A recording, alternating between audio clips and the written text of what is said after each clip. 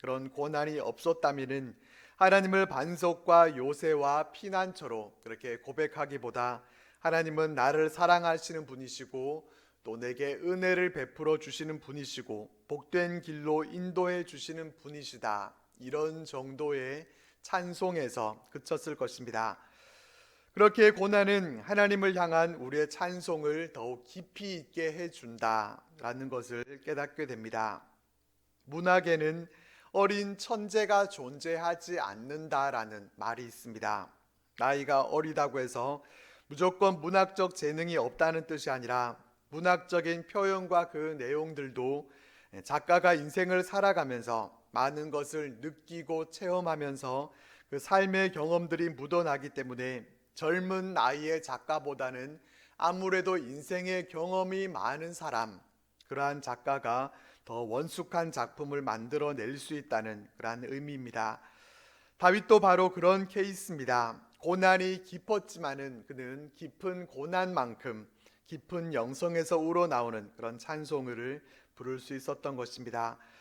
우리도 어떠한 상황 가운데 있든지 그 상황을 통해서 우리는 더 깊이 하나님을 알아가게 될 것이고, 그 하나님을 아는 지식은 우리를 더욱 깊은 찬송으로 우리들을 이끌어 주실 것입니다. 그렇게 우리는 고난의 상황에서도 너무 절망하지 말아야 합니다. 고난이 고난으로 끝나는 것이 아니라 고난을 통해서 내가 더 깊은 찬송으로 하나님께 나아갈 수 있도록 이끄시는 그런 하나님의 손길이 있음을 믿고 우리는 어떤 상황에서도 우리의 삶으로 하나님을 찬송하는 우리들이 되실 수 있기를 바랍니다. 7절 말씀입니다. 내가 환난 중에서 여호와께 아뢰며 나의 하나님께 아뢰었더니 그가 그의 성전에서 내 소리를 들으시며 나의 부르짖음이 그의 귀에 들렸도다. 이 말씀을 보면은 다윗은 그의 성전에서 내 소리를 들으신다 라는 표현을 볼 수가 있습니다. 다윗이 궁전이나 다른 어떠한 곳이 아니라 하나님의 성전에서 기도할 때 하나님이 그의 기도에 응답해 주셨다라는 점을 강조합니다. 여기서 엿볼 수 있는 것은 다윗의 성전 중심의 신앙입니다. 사실 하나님은 무소부재하신 분이시기 때문에 성전에만 계신 것이 아니라 우리 집에도 계시고 또 우리 일터에도 계시고 어느 곳에나 계시기 때문에 우리는 어느 곳에서든지 하나님 앞에 기도할 수 있습니다. 어느 곳에서 기도하든지 하나님은 우리의 기도를 들으십니다. 다윗도 이것을 몰라서 그런 것이 아닙니다. 누구보다 하나님을 아는 지식이 부족하지 않은 이 다윗이 이것을 몰라서 하나님은 오직 성전에만 계신 줄로 알고 성전에서 그가 기도한 것이 아닙니다. 어느 곳에나 계신 하나님이시지만은 내가 성전에서 기도할 때 나의 부르짖음에 더욱 귀 기울이시고 응답하시는 하나님이심을 다윗은 경험했고, 그 경험 속에서 다른 어떠한 곳보다 주의 성전을 사모하면서 이 성전에 나와 기도드린 것입니다.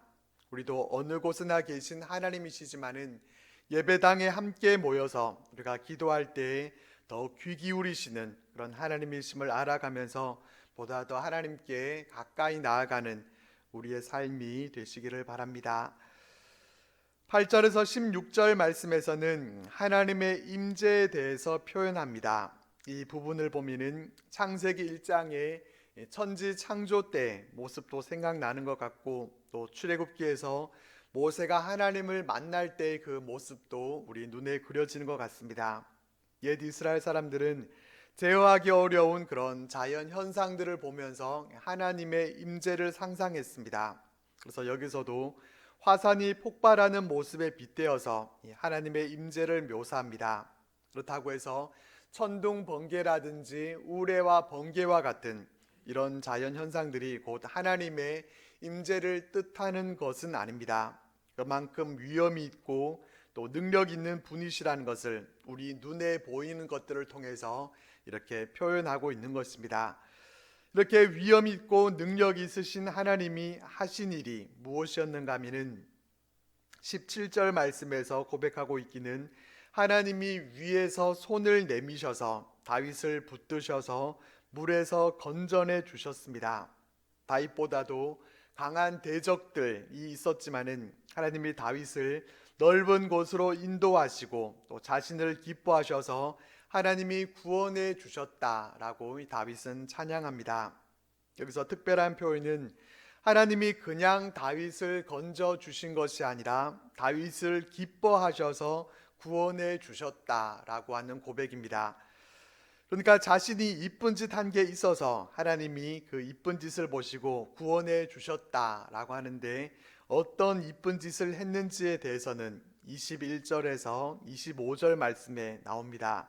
하나님이 기뻐하실 만한 다윗이 한 이쁜 짓은 무엇이었습니까? 손을 깨끗하게 한 것입니다.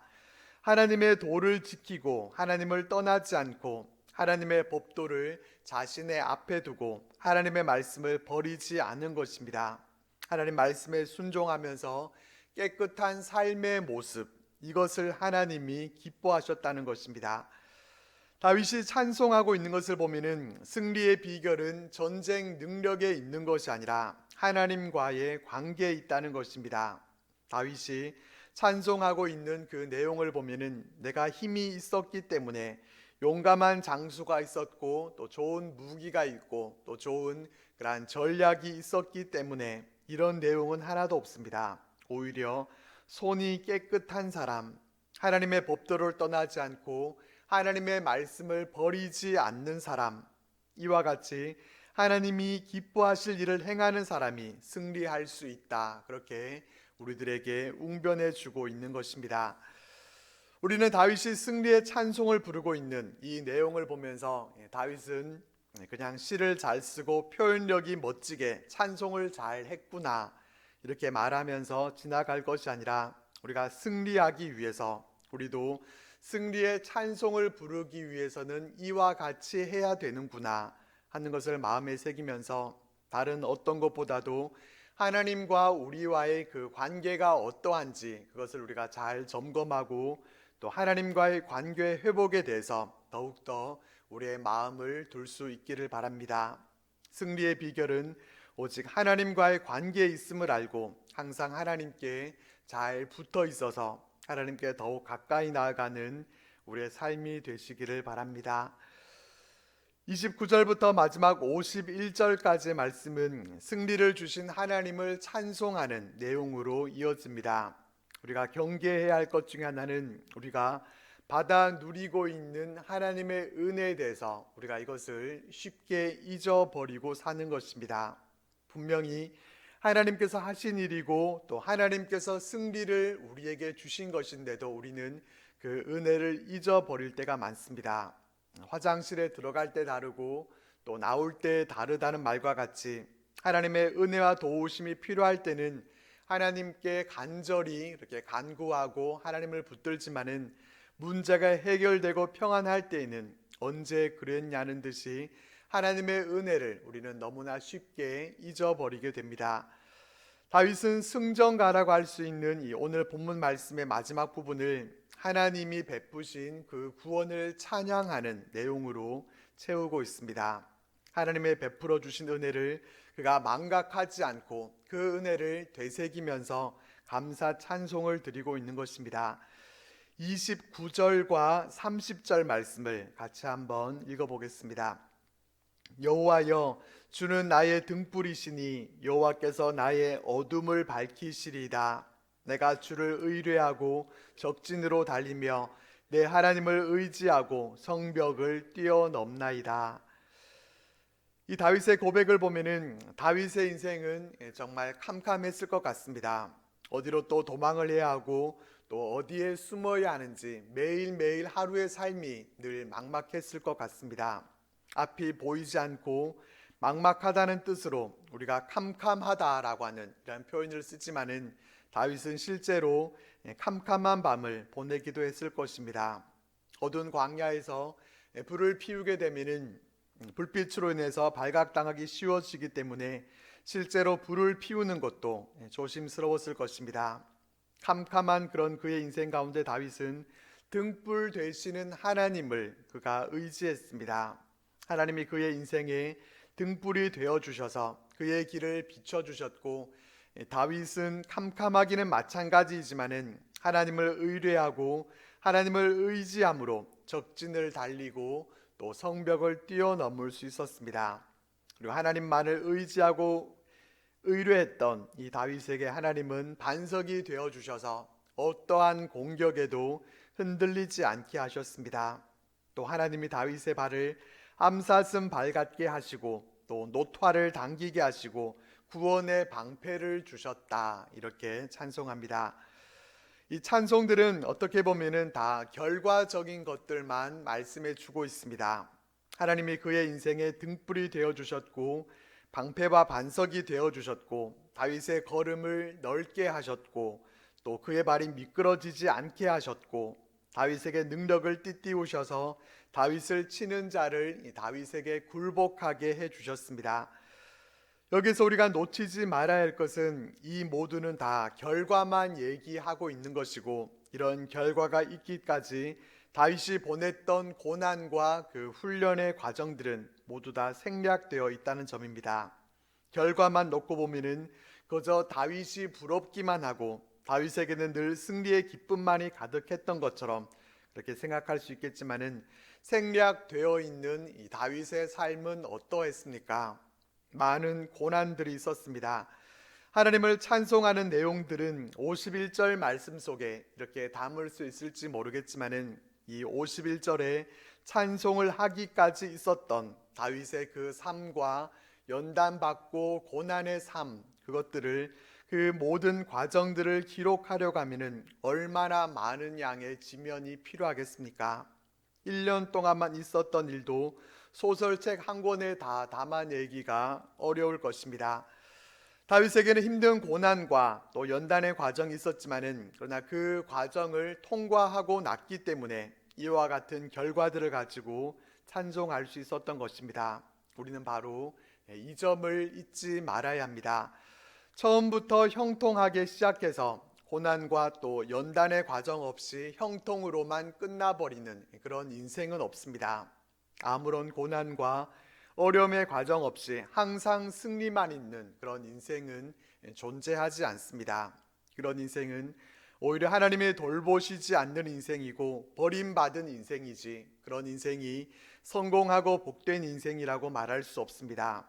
정말 값지고 귀한 인생은 고난과 연단의 과정이 있지만은 그 과정들을 전부 다 잘 통과함을 통해서 승리를 얻는 인생입니다.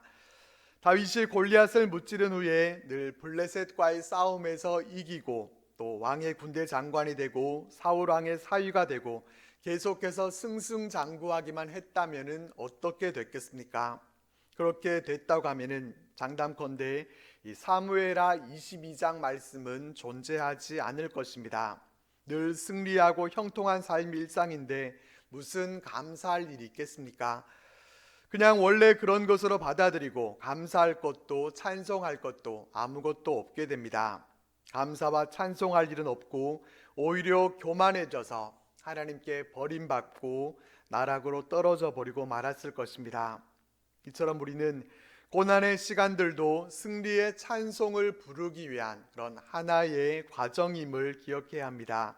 이 과정 없이 이 과정은 생략하고 그저 승리의 찬송이라고 하는 이 결과만 얻으려고 하는 것은 잘못된 것입니다. 우리는 어렵고 힘든 시간들 가운데도 우리를 강하게 만드시고 또 마침내 승리의 관을 씌워 주시려는 하나님의 뜻이 있음을 믿고 그 믿음으로 모든 훈련의 과정들을 잘 통과하고 이겨낼 수 있기를 바랍니다. 다윗은 이렇게 오늘 본문 말씀에서 하나님이 대적들을 물리치고 승리하게 해 주셨음을 찬양합니다. 다윗은 이러한 승리로 하나님이 아브라함에게 약속하셨던 그 가나안 땅을 온전히 차지하게 됩니다. 또한 수많은 전쟁에서 승리함으로 많은 나라들로부터 조공을 받게 됩니다. 다윗은 이스라엘을 다스릴 뿐만 아니라 주변 나라들까지도 자신의 통치권 아래에 두고 솔로몬과 함께 이스라엘 역사의 황금기를 이뤘습니다. 다윗은 그 모든 승리가 하나님께서 그를 도우시고 모든 원수들에게 보복하시고 이방들을 복종하게 하신 결과임을 고백합니다. 그러면서 하나님이 자신에게 베풀어 주신 그 구원과 승리가 자신과 후손에게 영원할 것임을 선포합니다. 이렇게 선포할 수 있었던 것은 다윗의 왕권이 그 후손에게 영원히 이어지겠다라고 하는 이 하나님의 언약에 대해서 그가 확신했기 때문입니다. 다윗이 하나님의 도우심으로 이스라엘과 이방들을 통치하게 된 것은 장차 만왕의 왕으로서 온 세상을 다스리실 것을 예고하고 있는 것입니다. 하나님은 다윗의 후손으로 메시아가 이 땅에 오실 것이고 다윗과 같은 그런 강력한 왕권으로 세상을 주님이 영원히 통치할 것을 예고하신 것입니다. 그래서 이스라엘 백성은 장차 오실 그 메시아를 다윗의 자손이라고 그렇게 불렀고, 오늘이 바로 다윗의 자손으로 오신 예수님의 탄생을 축하하는 성탄절입니다. 이렇게 어떻게 날짜를 맞춘 것처럼 성탄절 저녁인 오늘 이 본문 말씀이 이렇게 연결되는 것이 참 의미가 있는 것 같습니다. 오늘 말씀을 통해서 우리는 하나님께서 다윗에게 승리를 주셨고 또 승리를 주신 하나님을 찬송하는 다윗의 모습을 우리는 보게 됩니다. 승리는 이렇게 하나님이 주시는 것이기에 우리는 이것을 당연하게 여기는 것이 아니라 감사함으로 찬송해야 합니다.